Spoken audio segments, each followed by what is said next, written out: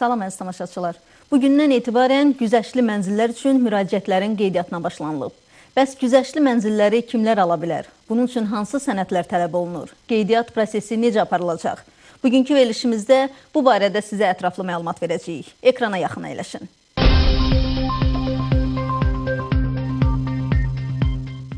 Suallarımızı cavablandırmaq üçün Prezident yanında Mənzil İnşaatı Dövlət Agentliyinin aparat rəhbəri Anar Quliyev və Nəqliyyat, Rabitə və Yüksək Texnologiyalar Nazirliyi Məlumat Hesablama Mərkəzinin elektron hökumət portalının koordinatoru Cəmşid Naxçıvanskini studiyamıza dəvət etmişik. Xoş gəlmişsiniz. Anar müəllim, artıq bir çox ailələrin səbirsizliklə gözlədiyi tarix açıqlandı. Güzəştli mənzillər üçün müraciətlərin qeydiyyatına bugündən başlanıldı. Əvvəlcə aydınlıq gətirərdik ki, güzəştli mənzillər deyəndə nə nəzərdə tutulur? Burada hansı güzəştlərdən söhbət gedir? Bildiyiniz kimi, agentliyin ümumiyyətlə yaradılmasında və fəaliyyətinin əsas məqsədi əhalinin yaşayış şəraitinin yaxşılaşdırılmasına töhfə verməkdir və mənzil məişət şəraitinin yaxşılaşdırılmasına köməklik göstərməkdir. Fəaliyyətimiz çərçivəsində güzəştli mənzillərin tikintisi və satışının təşkili nəzərdə tutulur. Güzəştli mənzil dedikdə bir neçə güzəştdən söhbət gedir. İlk növbədə mənzillər bazar qiymətindən aşağı qiymətə satılacaq. Yəni, həmin ərazidə analoji keyfiyyətdə, analoji formatda mənzillərə nisbətən qiyməti biraz aşağı təyin olunacaq. Burada neçə faiz aşağı qiymətdən söhbət gedir? Bu dəyişəcək əlbəttə ki, mənzilin yerləşməsindən Bakı şəhərində belə və digər şəhərlərdə də sabah tikinti aparıldıqda. Amma bugün ilkin ehtimallara görə hardasa 20-25% yəqin ki, aşağı ola bilər mənzillər. Yəni də bu rəqəmlər dəqiqləşdiriləcək gələcəkdə artıq konkret mənzillər satışa çıxarıldıqda. Yəni vətəndaşların mənzillərə əlçatanlığı artırılacaq bununla. Bəli, mütləq. Əsas məqsədlərdən biri budur. Əsas güzəşt bundan ibarətdir və ikinci də çox önəmli güzəşt ondan ibarətdir ki, vətəndaş mənzilin dəyərini uzun müddət ərzində ödəmək imkanını əldə etmiş olur. Yəni, Dövlət İpoteka Fondunun vəsaiti hesabına kredit götürmək imkanı əldə edir. Güzəştli kreditdən söhbət gedir əlbəttə.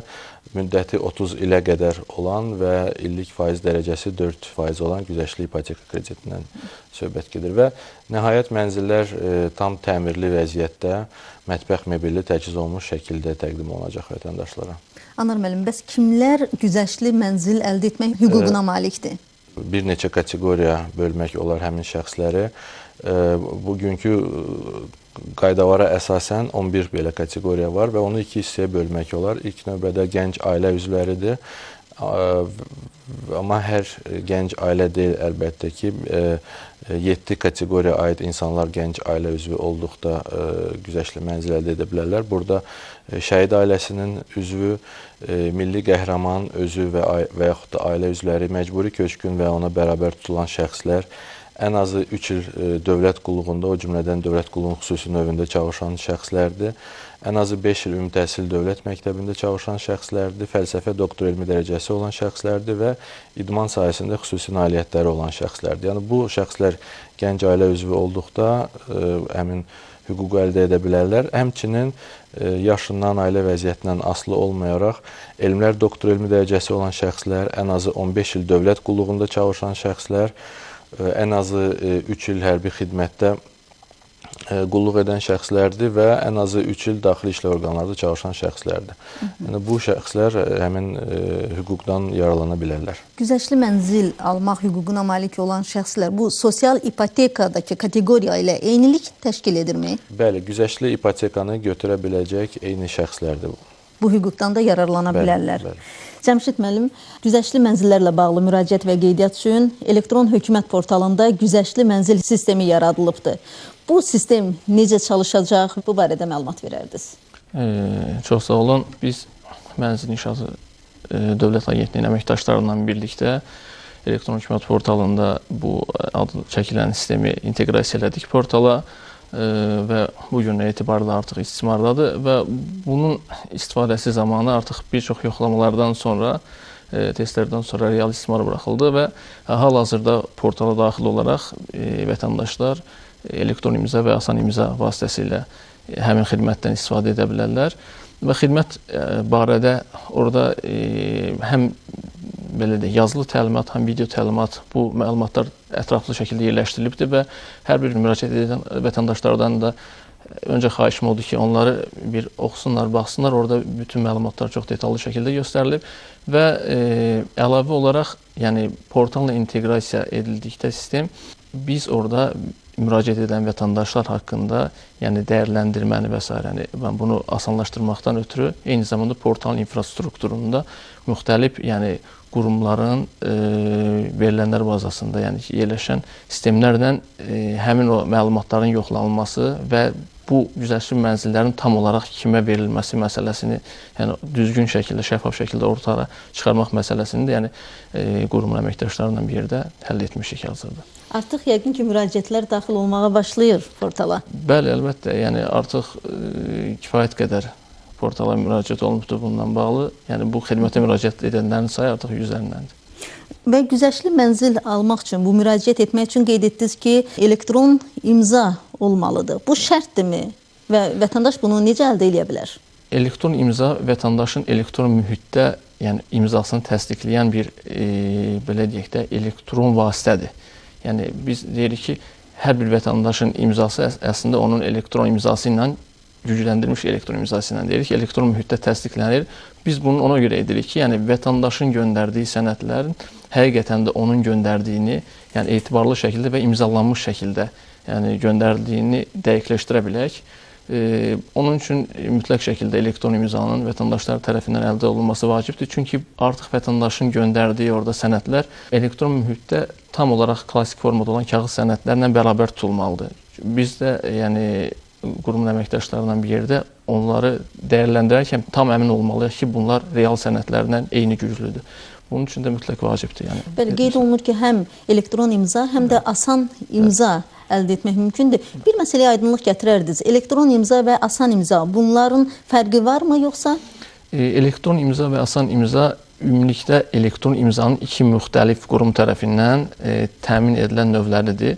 Yəni ümumilikdə belə ilk baxışda müəyyən fərqlər var, amma funksiyaları eynidir. Funksiyaları bu xidmət üçün hal-hazırda eynidir. Yəni müəyyən sözsüz ki, yəni fərqlər var bu imzalar arasında, amma bu xidmət üçün vətəndaşı və onun imzaladığı sənədləri birmənalı təyin etmək üçün, yəni eyni güclüdürlər hal-hazırda. Vətəndaş bu imzaları necə əldə edə bilər və onların qiymətləri necədir?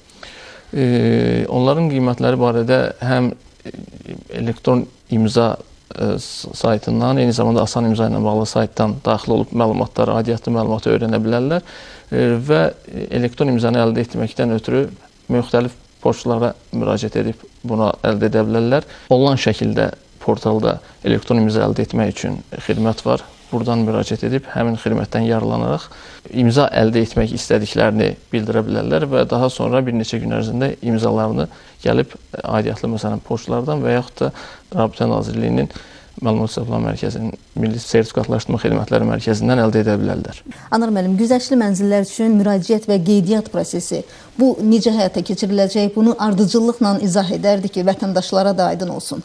Bəli, əlbəttə. Artıq qeyd etdiyiniz kimi güzəştli mənzil elektron sistemi vasitəsilə müraciətlər qəbul olunur, qeydiyyatda alınır və gələcəkdə mənzil əldə etmək üçün də yenə də sistem vasitəsilə vətəndaş müraciət etməlidir. Əslində sistem iki mərhələlidir. Birinci mərhələdə vətəndaş özü haqqında və müvafiq kateqoriyaya aid olmasını təsdiq edən sənədləri təqdim edir və özü haqqında məlumatları təqdim edir.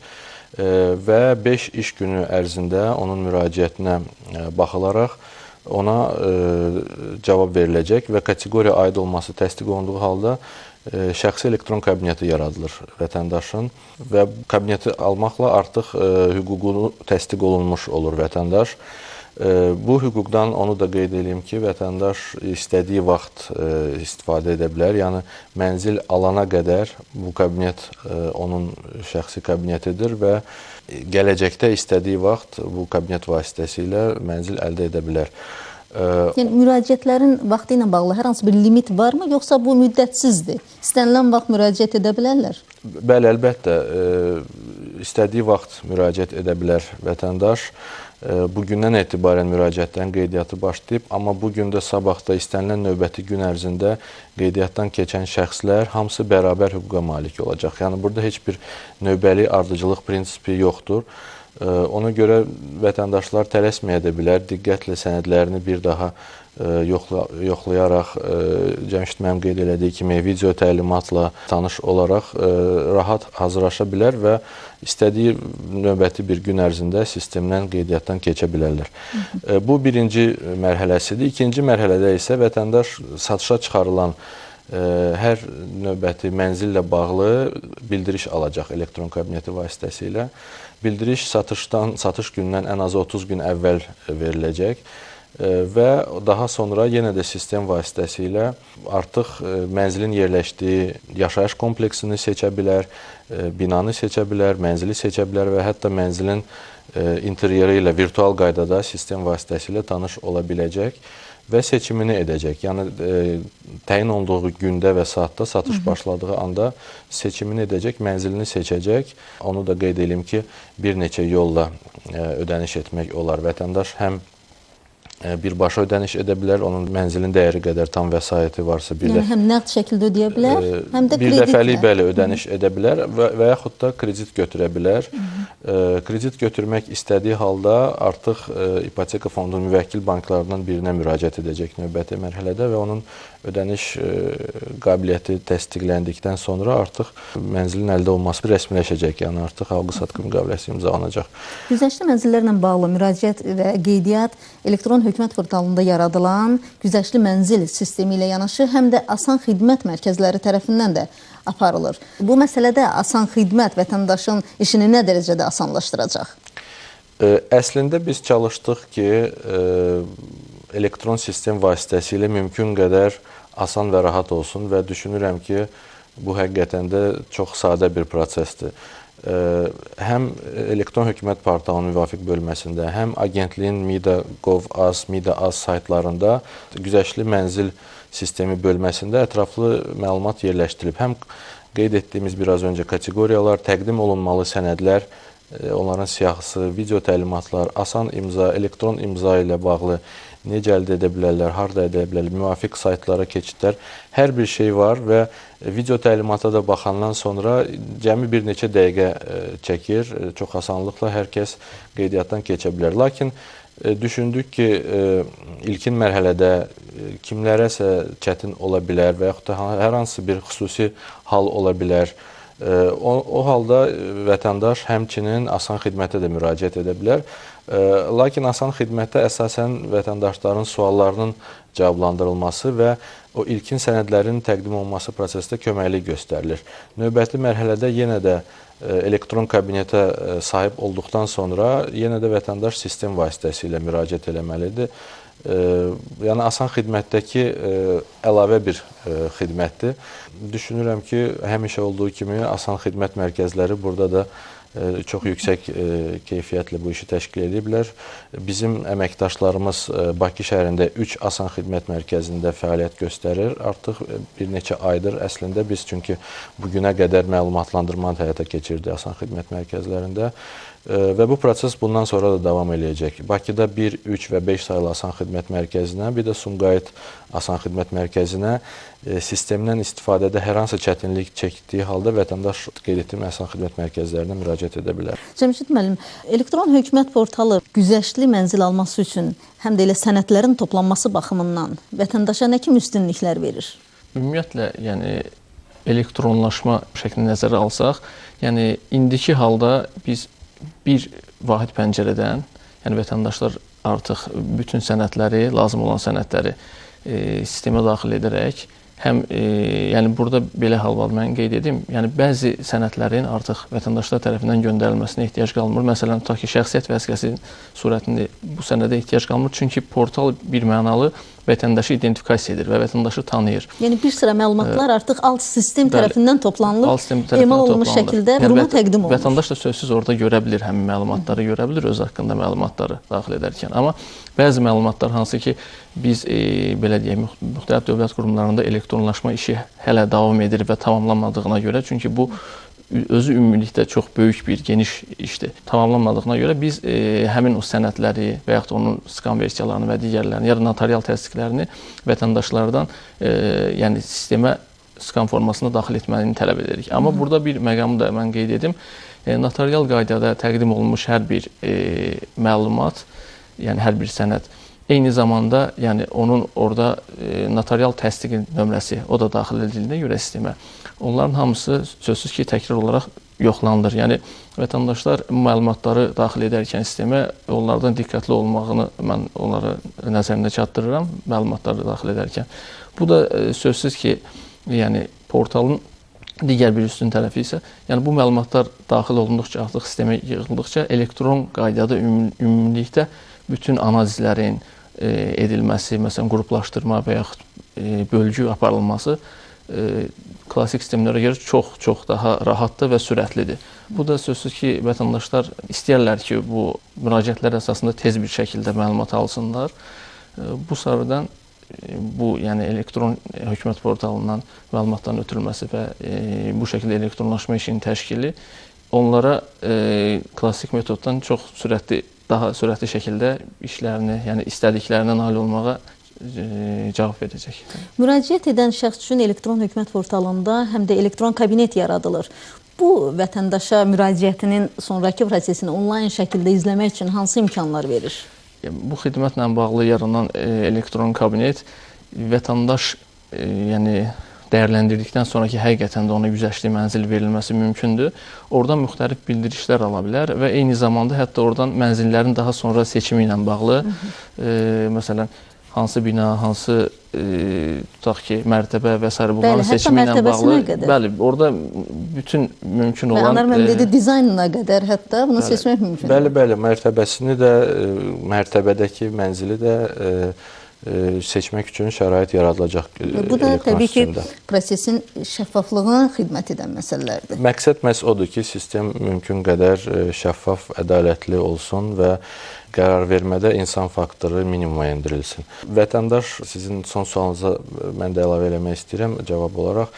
5 iş günü ərzində onun müraciətinə baxılacaq və ona cavab gələcək. Bəzi hallarda əlavə araşdırmaya ehtiyac olarsa bir müddət daha uzun müddət çəkə bilər, amma düzgündürsə sənədlər və ona görə sənədlərin hazırlanmasına çox diqqətli yanaşmalıdır vətəndaşlar. Bu çox operativ ola bilər. Mən artıq qeyd edə bilərəm ki, bugün səhər müraciət eləyən bir neçə insan artıq elektron kabinet əldə ediblər. Çünki əlavə heç bir dəqiqləşdirmə... Yəni artıq müraciətləri qeydiyyata alınıbdır. Qeydiyyata alınıb, bəli, və olan hüquq təsdiqi olunaraq onlara elektron kabinet yaradılıbdır. Bir məsələni də qeyd etmək istəyirəm. Yəni vətəndaşlar nəsə səhv etdiklərində, yəni biz belə deyirik ki, çox diqqətli olsunlar, amma yəni həmin sistem elə hazırlanıbdır ki, orada hər hansı bir səhv edildikdə onunla bağlı vətəndaşa bildiriş göndərilir və o səhvinin düzəldilməsi ondan tələb olunur. Yəni yenidən daxil olaraq o məlumatları düzəldə bilir. Yəni bu hissə də sistemdə vardır. Anar müəllim, güzəştli mənzillər hansı ərazilərdə olacaq, neçə otaqdan ibarət olacaq? Bu barədə də məlumat verərdiniz. İlk layihə Bakı şəhərində həyata keçirilir. Bakı şəhərinin Yasamal rayonu ərazisində Yasamal yaşayış kompleksi artıq inşa olunur. Hal-hazırda inşaat işləri sürətlə davam etdirilir. Yasamal yaşayış kompleksi 29 binadan ibarət olacaq və ümumilikdə 1843 mənzil həmin kompleksdə tikiləcək və vətəndaşlara təqdim olunacaq.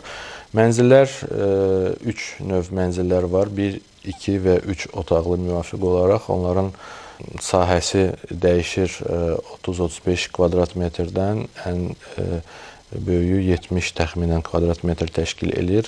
Onu da qeyd edeyim ki, bu sahə daxili perimetr üzrə ölçülmüş sahədir, yəni təmiz mənzilin net sahəsidir. Yəni burada 1, 2 və 3 otaqlı mənzillərdən 1, 2 və 3 otaqlı mənzillər bəli istifadəyə veriləcək. Bəs qiymətlər necədir? Burada aylıq ödəniş təxminən nə qədər olacaq? Bu məsələyə də bir aydınlıq gətirərdiniz. Təbii ki, satışla bağlı elan verildikdə daha dəqiq məlumat veriləcək. Bir kvadrat metrin dəyəri, ümumi mənzilin dəyəri. Kredit isə asılı olacaq vətəndaşa daha rahat olan şərtlərdən, onun müddətindən. Amma onu qeyd edə bilərəm ki, Yəni, bir nümunə şəklində demək olar mı? Bəli, ən uzun müddətli 30 illik kredit götürərsə vətəndaş, xatırladım ki, ilkin ödəniş 10% edilməlidir.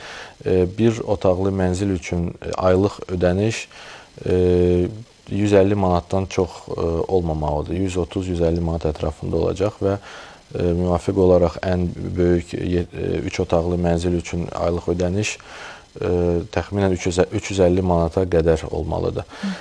Bu MİDAnın həyata keçirdiyi ilk layihədir. İkinci layihəni də Bakı şəhərində mənzilə ehtiyacı olan insanların sayı olduqca çox olması ilə əlaqədar ikinci layihənin də Bakı şəhərində həyata keçirilməsi ilə bağlı qərar verilib və ikinci layihə Suraxanı rayon ərazisində Hövsan qəsəbəsinin yaxınlığında həyata keçiriləcək 20 hektarlıq sahədə inşa olunacaq Hövsan yaşayış kompleksi təxminən hardasa 3000-ə yaxın mənzildən ibarət olacaq. Hazırda kompleksin layihələndirilməsi işi başa çatmaq üzrədir və yaxın günlərdə biz daha ətraflı məlumat təqdim edə biləcəyik həmin komplekslə bağlı. İlk mənzillər təxminən nə zamandan verilməyə başlayacaq? İlk mənzillərin satışı artıq bu il başlaya bilər. Yay aylarında düşünürük ki, biz bu prosesa start verə bilərik. Amma təhvil verilməsi istifadəyə mənzillərin gələn il ərzində planlaşdırılır. Mən xatırladım ki, mənzillərin satışı tikinti işlərinin 30%-i başa çatdıqda artıq başlaya bilər. Ona görə biz artıq bu ildən satış prosesinə start verə biləcəyik. Anar müəllim, bugün vətəndaşları düşündürən suallardan biri də güzəştli mənzil almaq üçün, yəni həmin o kreditlərdən yararlanmaq üçün əmək haqqının məbləği barədədir. Kredit ipoteka fondunun təqdim edəcəyi kredit olduğu üçün fondun saytında, elektron ipoteka portalında və artıq biz satışa başladığımız halda çox güman ki, Güzəştli mənzil elektron sistemində də həmçinin keçid təqdim olunacaq, ipoteka kalkulatoru təqdim olunacaq və vətəndaş rahatlıqla özü hesablaya biləcək hansı məbləğdə kredit götürdükdə, hansı müddətə götürdükdə aylıq ödəniş nə qədər təşkil edə bilər. Amma daha dəqiq və konkret artıq danışıqlara ən son mərhələdə bankə müraciət etdikdə vətəndaş başlaya biləcək və orada onun aylıq gəliri artıq onun bugünə qədər olan kredit yükü əgər varsa, bunlar hamısı dəyərləndiriləcək və vətəndaşa daha konkret cavab veriləcək. Cəmşid müəllim, yəqin ki, prosesin növbəti mərhələlərində bu prosesdə iştirak edəcək bankların xidmətləri də elektronlaşdırılaraq portala inteqrasiya olunacaq. Hal-hazırda əsas prioritet bizdə dövlət qurumlarının xidmətlərinin mümkün qədər elektronlaşdırılaraq sistemdə istifadəsidir. Yəni, əsas prioritet bu tutulubdur. Banklarla xidmət sahələrinin isə elektronlaşma məsələsinə baxıla bilər. Amma burada bir məsələ var ki, banklarla hansı xidmətlərin hansı hissəsinin elektronlaşması məsələsi ortaya çıxa bilər. Yəni, bunun üzərində ola bilsin ki, biz müzakirələr aparıb, artıq dəqiqləşdirə biləcəyik ki, hansı formada olsun. Yəni, prioritet sahə hal-hazırda qeyd etdiyim kimi dövlət qurumlarının elektron xidmətlərindən, daha doğrusu servislərindən deyək. Yəni, dövlət qurumlarında müəyyən informasiya bazası var. Onların elektronlaşdıraraq artıq vətəndaşdan bir çox sənədlər, yəni hazırda tələb olunan sənədlər belə minimallaşdırılsın və tam şəkildə vətəndaş o məlumatları müraciət edərkən dövlət qurumuna, yəni digər qurumların informasiya sistemindən ötürə bilsin. Bu məsələdir prioritet. Anar müəllim, qeyd olunduğu kimi güzəştli mənzillərə böyük tələbat var və artıq bununla bağlı müraciətlər başlanılıb və bu növbəllik necə idarə olunacaq? Bildiyimiz qədər bugün asan xidmət mərkəzlərinə də, həm də elektron hökumət portalına da çoxsaylı müraciətlər var və bəzi vətəndaşlarda belə bir təəssürat var ki, tez müraciət edəcəksə, onun növbəsi daha tez çatacaq və bu da müəyyən qədər sıxlığın yaranmasına səbəb olur. Bu məsələyə bir aydınlıq gətirərdiniz. Heç bir növbəlik yoxdur. Bunu çox aydın istəyirəm, hər kəs anlasın. Tamaşaçıların diqqətinə çatdırım. Asan xidmətə bugün həqiqətən də ilk gün olduğu üçün bir qədər çox sayda insan müraciət edib. Amma bugün qeydiyyatdan keçsələr də, sabah qeydiyyatdan keçsə də vətəndaş istədiyi növbəti gün ərzində qeydiyyatdan keçsə, bu vətəndaşlar arasında heç bir fərq yaranmır. Hər kəs bərabər hüquqa malik olur. Yəni, hazırda bugünə etibarən həyata keçirilən proses vətəndaşların güzəştlə mənzil əldə etmək hüququnu təsdiqləməkdir. Və bu hüququ hansı ardıcıllıqla əldə etdilər vətəndaşlar, bunun heç bir əhəmiyyəti yoxdur. Yəni, müraciət üçün heç bir vaxt limiti yoxdur. Xeyr, heç bir vaxt limiti yoxdur.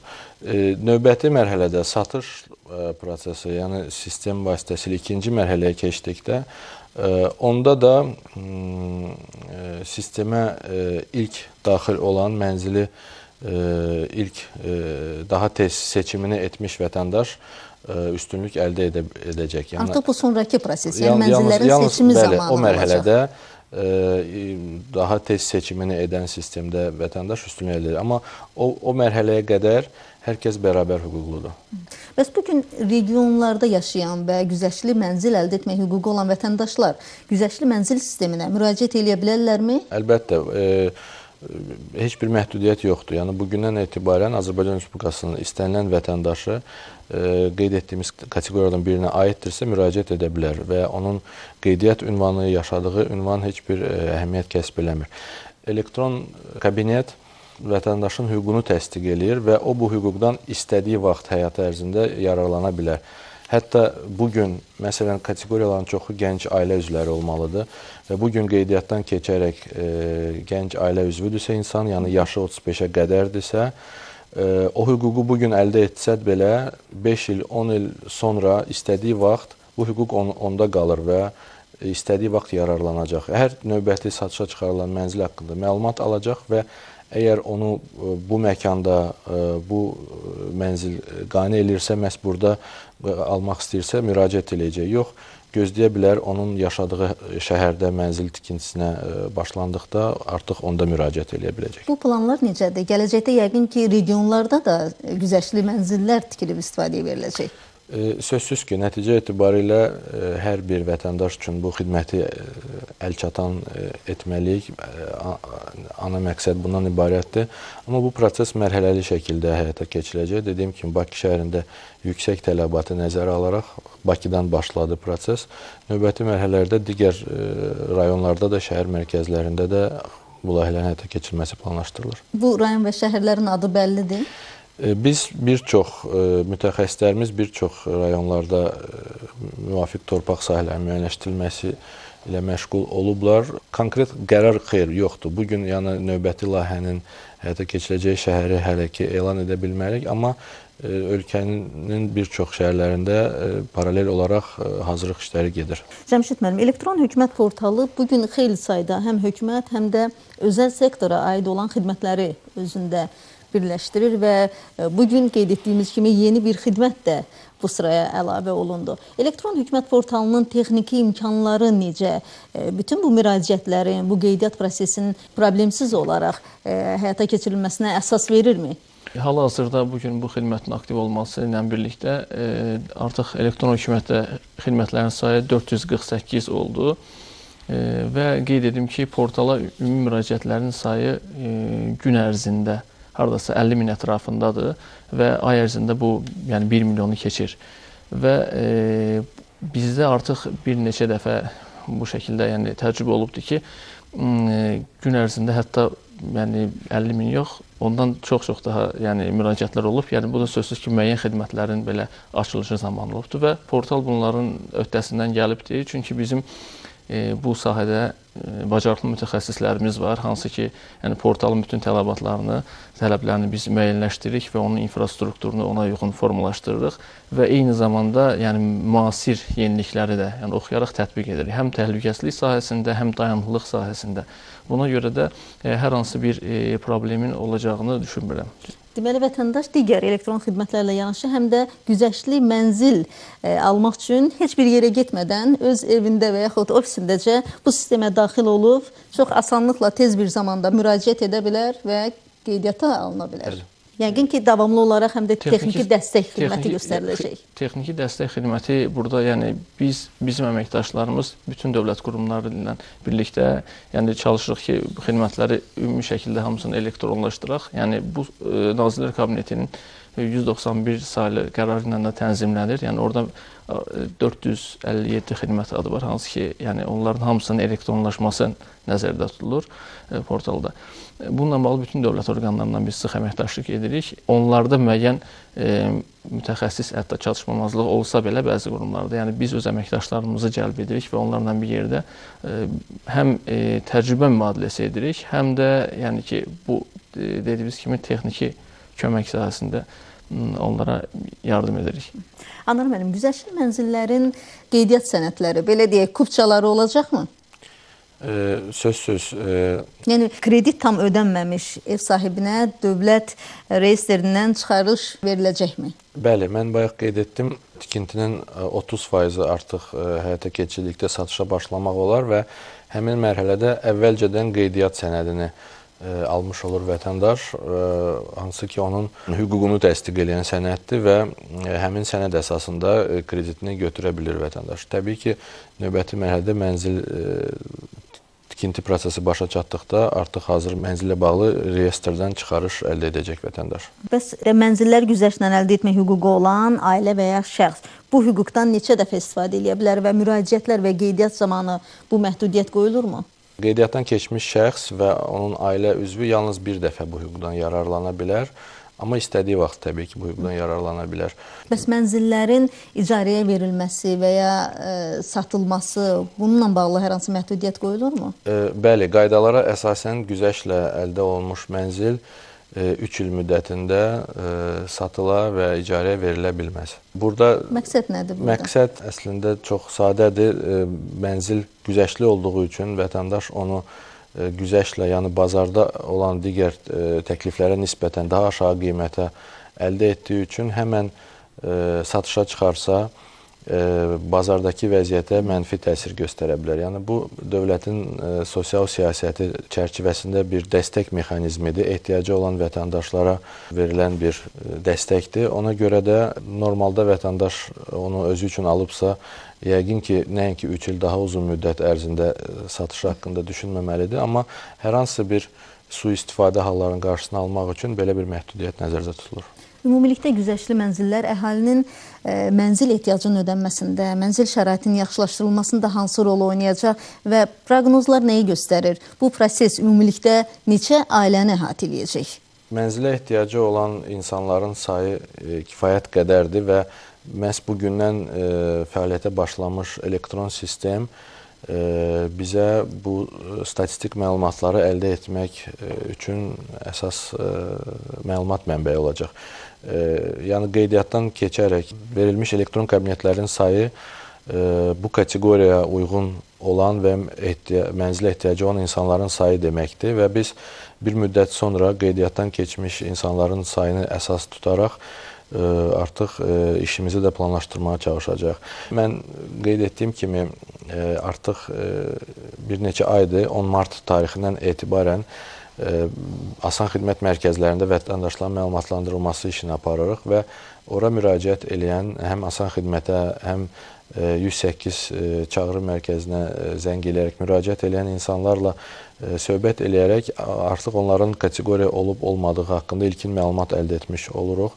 Və bugünə qədər 30 minə yaxın insan müraciəti olub ki, onlardan 60%-nin çoxu kateqoriya uyğun olması məlum olub. Yəni, kifayət qədər çox sayda insan, vətəndaş bu kateqoriya aiddir və güzəştli mənzil əldə etmək niyyətindədir.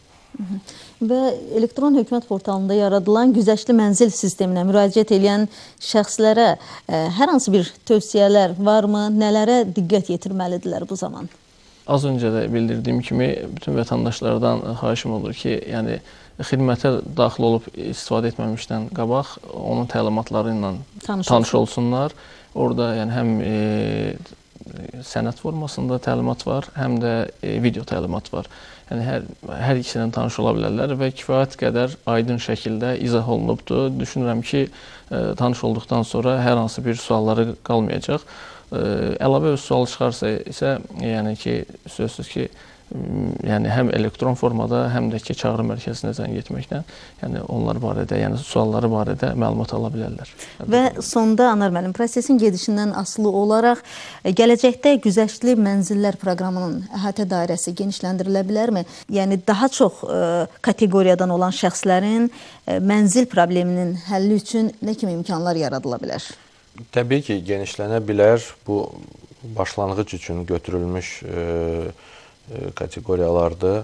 Artıq qeyd etdiyimiz kimi bu kateqoriyalara aid olan insanların sayı dəfələrlə hazırda tikilən mənzillərin sayından çoxdur. Gərək kifayət sayda mənzil inşa olunduqdan sonra üstəlik elektron sistemi vasitəsilə biz əldə edəcəyimiz məlumatlar təhlil olunaraq yəqin ki, yeni kateqoriyanın əlavə olunması ilə bağlı təkliflər irəli sürülə bilər. Bu qədər. Çox sağ olun. Təşəkkür edirəm studiyamıza gəldiyinizə görə. Hörmətli tamaşaçılar, bugünkü verilişimizdə vətəndaşların bugündən etibarən güzəştli mənzil üçün müraciətlərinin qeydiyyata alınması prosesinin başlanmasından danışdıq. Sağ olun, növbəti verilişdə görüşənədək.